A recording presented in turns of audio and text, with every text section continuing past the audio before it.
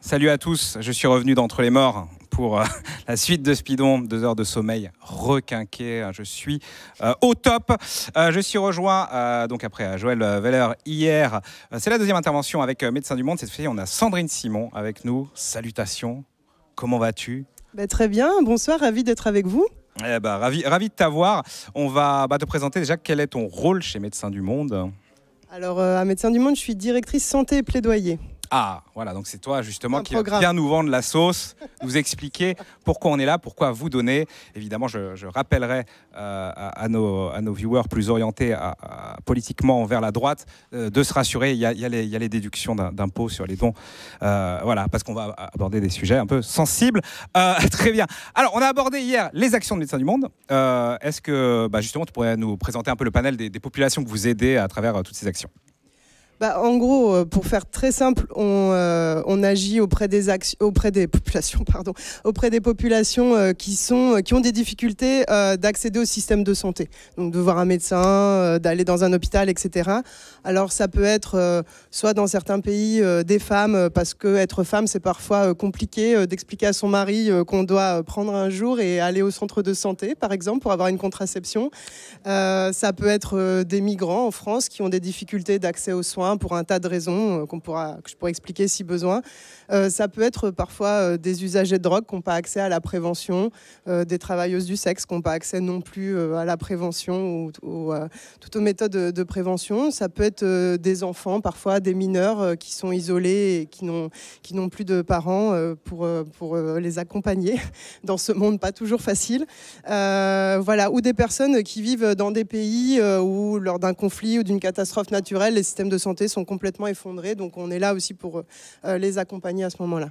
D'accord, très très bien. Oui, souvent on en parlait hier sur un stream avant-hier sur un stream de Ponce. Être une femme, c'est un peu le hard mode dans les jeux, comme dans les jeux vidéo, c'est le hard mode de la vraie vie. Donc c'est bien de le rappeler. Tu parlais des migrants donc et des mineurs non accompagnés. Est-ce que tu peux développer justement les problématiques et l'accompagnement de Médecins du Monde auprès de ces populations fragilisées? Alors on accompagne des migrants ou ce qu'on appelle des mineurs non accompagnés. Donc c'est des personnes qui n'ont pas 18 ans et qui ont eu un parcours d'exil parfois très long. Alors ça peut être en France, ça peut être le long du parcours. On a des interventions en Italie, au Moyen-Orient, en Amérique latine aussi, le long des parcours migratoires. Donc ces personnes, c'est des personnes qui, pour tout un tas de raisons, ont décidé de quitter leur pays. Ça peut être la guerre, ça peut être des conflits au sein d'un couple, ça peut être plein de choses qui les ont amenés à prendre la route et essayer de trouver un endroit où elles seront un peu plus safe, ouais. Où elles pourront vivre leur vie un peu plus tranquillement. Et donc ce parcours fait que parfois y a des embûches sur le parcours.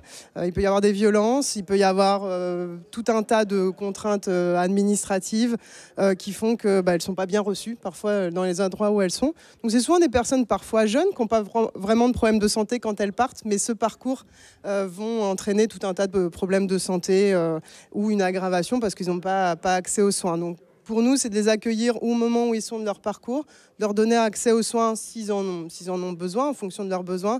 Alors ça peut être des problématiques de santé physique, mais aussi mentale.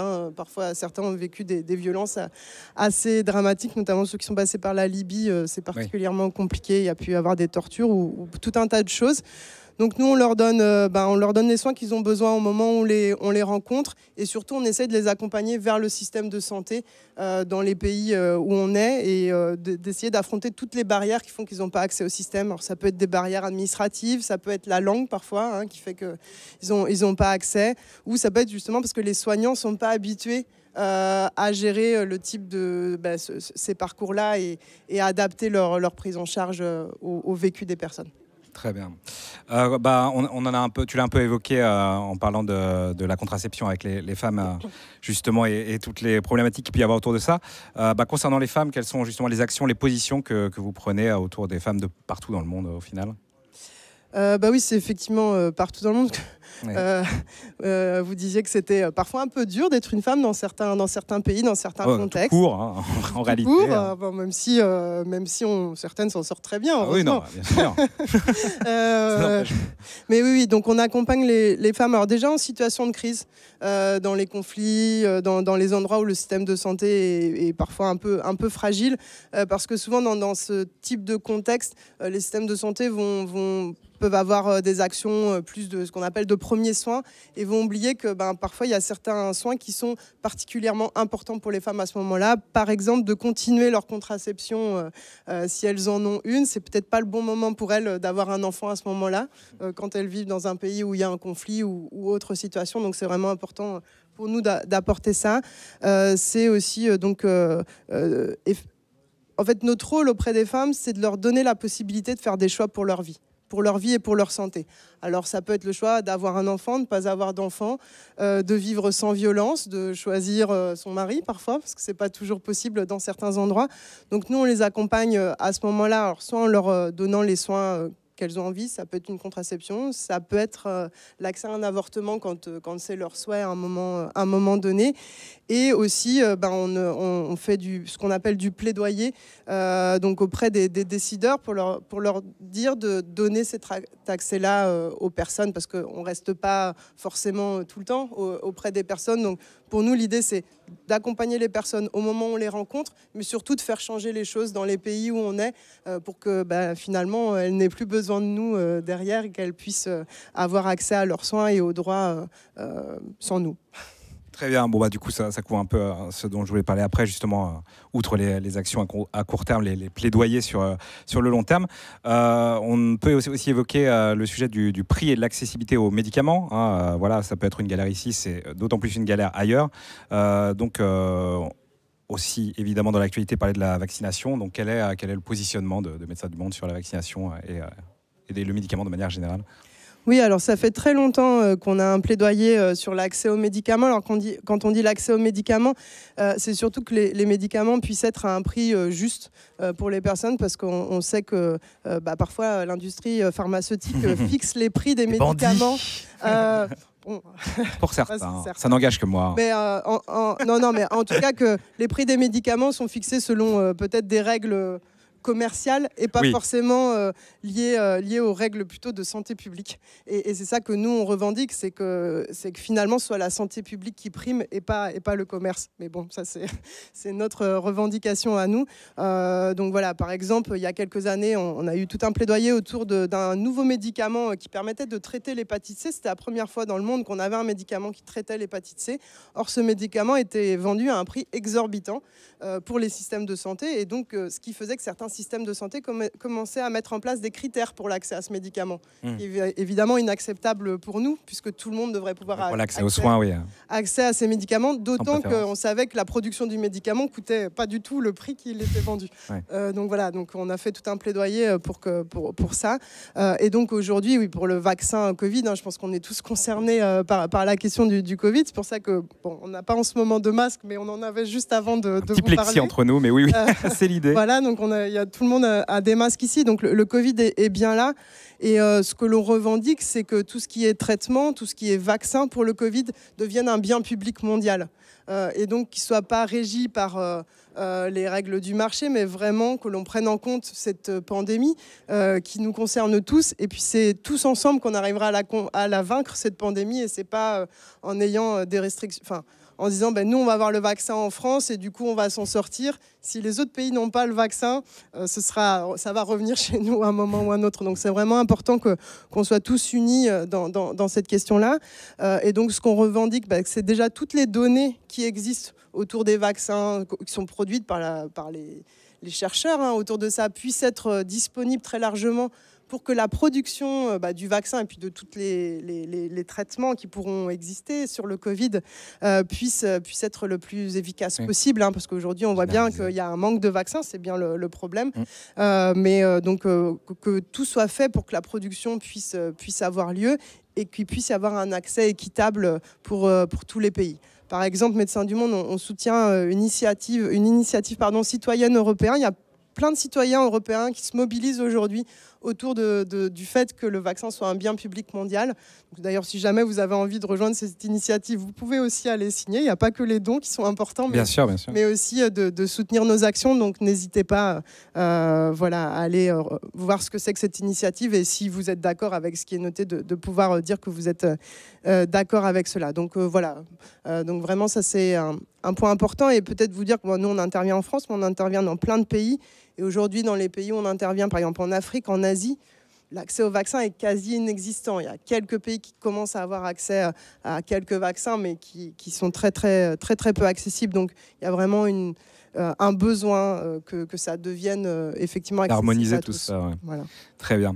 On a bien compris que Médecins du Monde était une ONG militante, du coup. Tu en as déjà évoqué, mais donc, est-ce qu'on peut parler d'autres victoires obtenues par Médecins du Monde ? Par exemple, je ne sais pas si vous avez entendu parler de l'aide médicale d'État en France. Donc, c'est un mécanisme qui existe pour que les personnes migrantes qui vivent sur notre territoire puissent avoir accès à la santé. Donc, c'est quelque chose d'important. Et ce mécanisme a été obtenu il y a un certain nombre d'années suite à la pression que Médecins du Monde et nos partenaires on a pu faire auprès du gouvernement français. Alors aujourd'hui, c'est un mécanisme qui est un peu remis en question par notre gouvernement actuel. Donc, on espère qu'il ne va pas trop le réduire. Mais voilà, ça c'est par exemple un exemple. Pour vous donner un autre exemple, en Côte d'Ivoire, où on a beaucoup travaillé sur la question de l'accès à la contraception pour les femmes. Par exemple, il y a quelques années, le gouvernement a finalement mis un budget pour la contraception pour les femmes. Incroyable. Donc voilà, comme il était temps. Il était temps, ça n'existait pas dans le budget. C'était que par des dons que les femmes avaient accès à la contraception, mais c'était pas dans le budget de l'État. Donc on a fait tout un plaidoyer avec nos partenaires. On le fait jamais seul, le plaidoyer. C'est vraiment en lien avec les acteurs locaux, les partenaires, etc. Donc on a obtenu ça. Voilà, c'est quelques exemples. Et peut-être un autre, parce que je trouve qu'il est intéressant. En Afghanistan, on a eu un travail pendant des années pour que la méthadone, qui est un médicament de substitution pour les personnes qui prennent un certain type de drogue. Donc on a fait un plaidoyer pendant des années pour que la méthadone puisse être présente en Afghanistan. Je ne vous parle pas de comment la méthadone a été introduite en Afghanistan, etc. C'était tout un parcours du combattant. Et aujourd'hui, ça fait quelques années qu'on n'est plus en Afghanistan, mais on a toujours des contacts avec nos partenaires sur place. Et maintenant, c'est vraiment inscrit dans le programme national de santé et c'est un traitement qui existe toujours. Donc voilà, c'est quelques exemples un peu variés, mais pour très vous sympa. dire, Ça pourrait faire un bon jeu vidéo d'infiltration de méthadone en Afghanistan. Si on a des développeurs, des scénaristes dans le coin.